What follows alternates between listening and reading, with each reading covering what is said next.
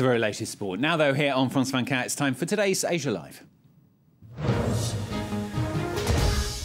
So here's Asia Live, and today we're heading, in fact, to New Delhi, joining our correspondent there. First off, Vikram Singh. The Kenya story is still resonating very loudly there, isn't it, in the Indian press? Well, Stuart, the attack on the Westgate Mall, of course, made headlines around the world, but it has been especially resonant here in India for two reasons.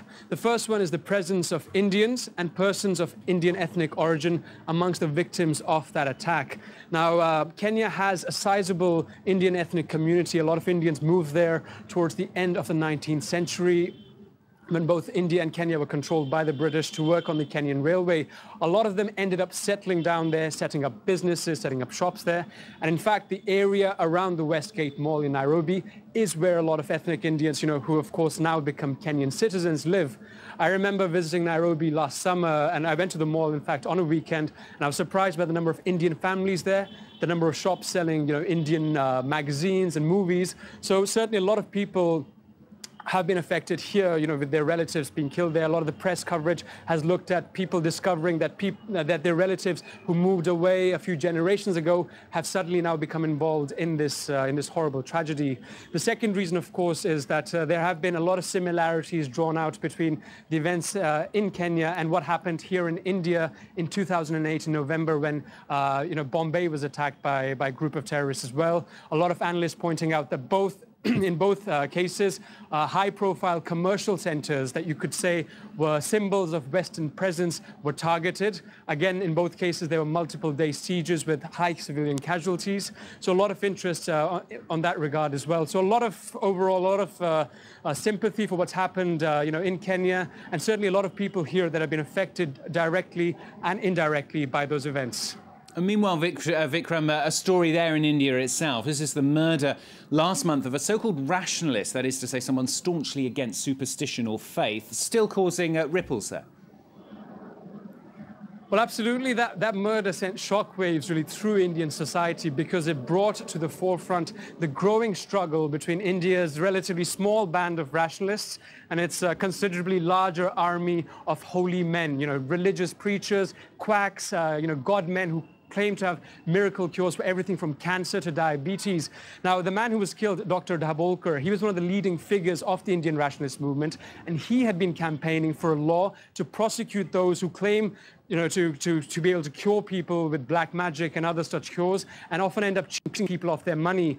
He campaigned for 18 years to have that law passed, and nothing was really done. But just a couple of days after his murder, such was the outrage that the state government of Maharashtra passed a temporary law or ordinance to that effect. And that's a state where we'll be traveling to with this report put together by my colleagues here at the Delhi Bureau, Julien Fouché and Mandakini Gehlot. Bishwajit and Arun are rationalists, and they're out to expose Hindu holy men who pretend they have divine powers. Let me show you one of the guru's favorite tricks. A sleight of hand. This is how they turn a simple piece of paper into a currency note. Many people believe that Hindu gurus have a magic pill for all their problems. But many gurus are like predators, preying on an already vulnerable population. We travel to a tiny village in the state of Maharashtra to meet a holy man who claims he can cure the ill. State law expressly forbids the making of such claims, but that is hardly a deterrent. I'm very unwell. I've tried everything, and the doctors are unable to help me. Please do something. Vishwajit pretends to be ill. I already know what you have. It's not black magic or an evil spell. You just need to pray to the god of snakes. For his disciples, Guru Narayan Giri is the living manifestation of God, even for this man who says he's a doctor. Thanks to Guru, I have many patients. I bring them here, he touches them, and automatically they get better.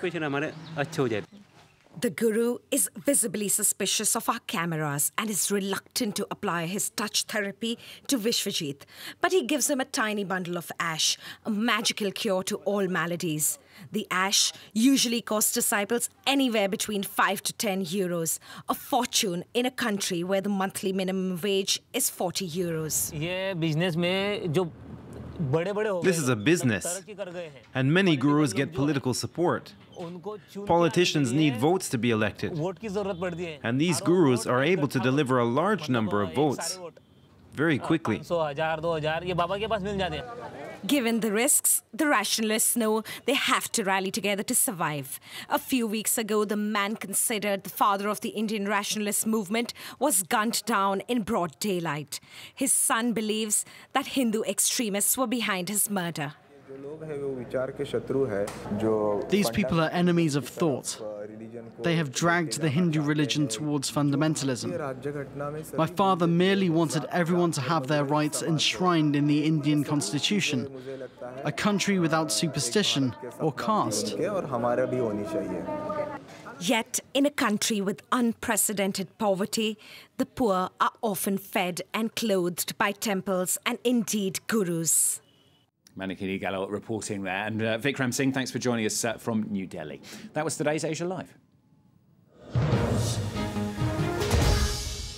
Well, that's all from me for now. Back, of course, with another hour of Live from Paris in an hour's time. Catherine Nicholson here with the next hour, though. She's going to be talking very shortly to our correspondent in Nairobi, Kenya, with the latest news there.